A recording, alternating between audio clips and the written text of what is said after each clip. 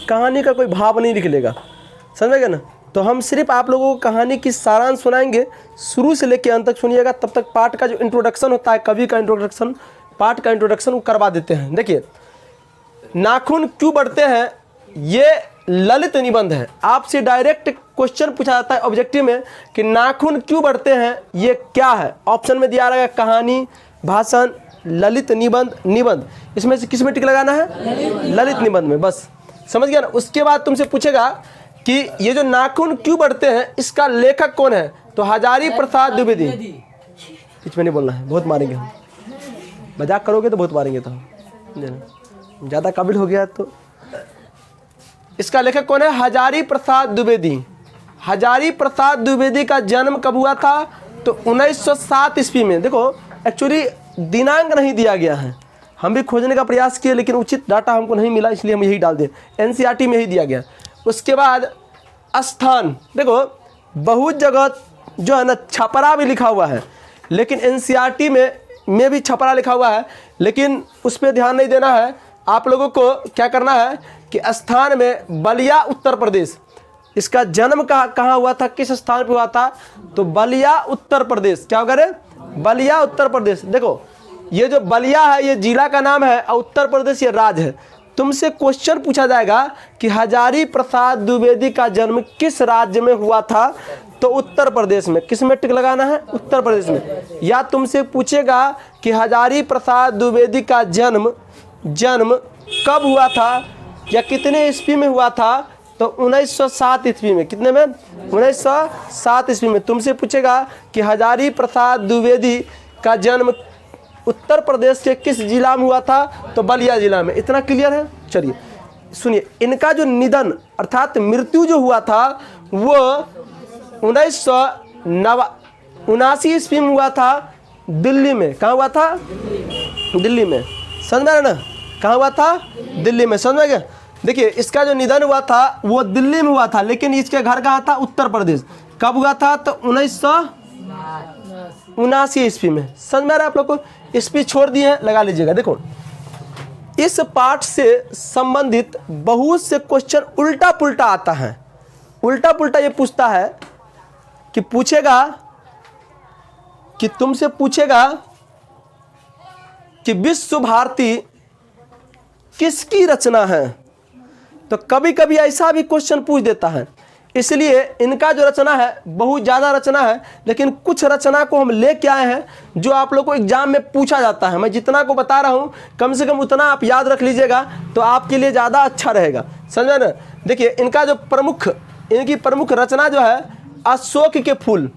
क्या है? अशोक के फूल। तुमसे पूछेगा कि अशोक के फूल किसकी रचना है, तो हजारी प्रसाद द्विवेदी का। किसकी रचना है?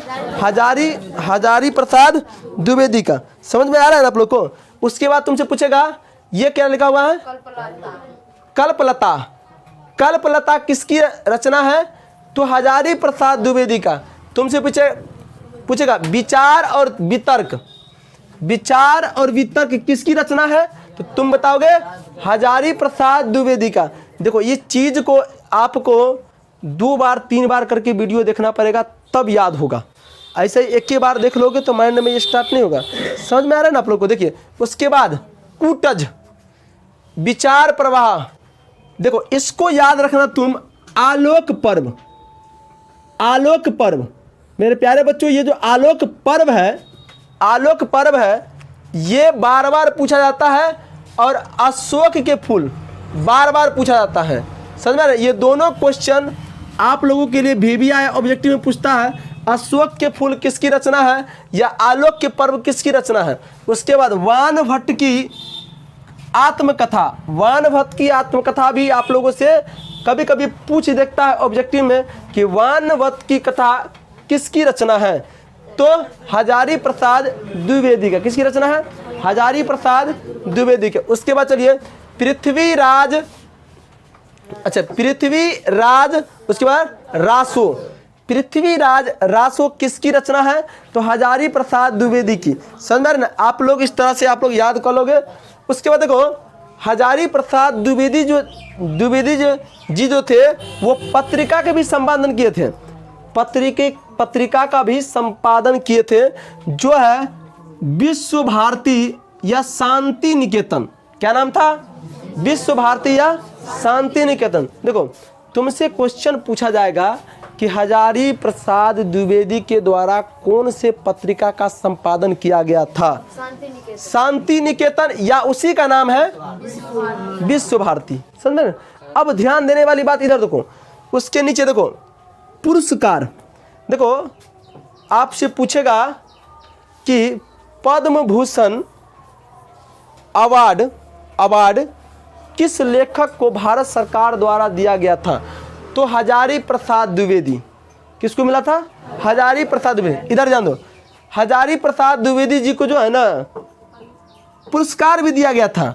आलोक पर्व एक रचना था जिस रचना पर साहित्य अकादमी पुरस्कार मिला था। तुमसे पूछेगा कि हजारी प्रसाद द्विवेदी के किस रचना पर क्या लिखा हुआ है? साहित्य अकादमी पुरस्कार मिला था। तो कौन? आलोक पर्व। कौन अगर है? आलोक पर्व रचना, हमने लिख दिया नीचे में रचना। समझ में आ रहा आप लोग को? तुमसे पूछेगा कि आलोक पर्व रचना किसका है? तो हजारी प्रसाद द्विवेदी का। या तुमसे पूछेगा कि आलोक पर्व पर साहित्य अकादमी पुरस्कार किस लेखक को मिला था? हजारी प्रसाद द्विवेदी का। समझ? उसके बाद देखो दूगो पुरस्कार मिला था। एक पुरस्कार तो इस पे मिला था, जैसे फिल्म चलता है ना, तो फिल्म में जिसका फिल्म हिट करता है तो आईफा अवार्ड देता है, पता नहीं कौन कौन अवार्ड देता है नहीं। तो उसी प्रकार से रचना जो करता है ना सरकार, उसको भी सम्मानित करते हैं। राशि कुछ नहीं होता है, कुछ पता नहीं जग की तरह देता है।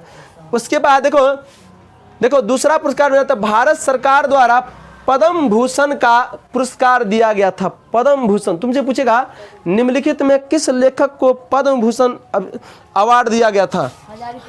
हजारी प्रसाद द्विवेदी को। बराबर समझ में आ रहा है आप लोगों को? समझ में आ रहा है? उसके बाद तुमसे पूछेगा कि लखनऊ विश्वविद्यालय द्वारा हजारी प्रसाद द्विवेदी जी को कौन सी उपाधि दिया गया था? डिलीट क्या होता है? मालूम है? पढ़ाई का अंतिम चरण होता है, उसका कोई सर्टिफिकेट होता है डिलीट। जैसे हमको जानकारी है नहीं तो अन्यथा आप लोग भी खोज लीजिएगा, लेकिन इतना जान लो कि लखनऊ के विश्वविद्यालय द्वारा हजारी प्रसाद द्विवेदी जी को डिलीट की उपाधि दिया गया था। ये लेखक और पाठ का परिचय था, जो आप लोगों को यहीं से आप लोगों को पूरा ऑब्जेक्टिव पूछा जाएगा। पार्ट से 1-2 ऑब्जेक्टिव पूछा जाएगा अभी, जो हम आप लोगों को लिखवा देंगे इसमें, जो रिकॉर्ड होने के बाद आप लोग उतार लीजिएगा। अब हम लोग कहानी की ओर बढ़ते हैं। हमारे प्यारे बच्चों, दिल थाम के बैठोगे तभी जाके पूरे कहानी समझ में आएगा, और इस कहानी से आप लोगों को बहुत से क्वेश्चन एग्जाम में आता है। समझ में आ रहा आप लोग को? चलिए कहानी का सारांश सुनाने का हम प्रयास कर रहे हैं आप लोगों के सामने।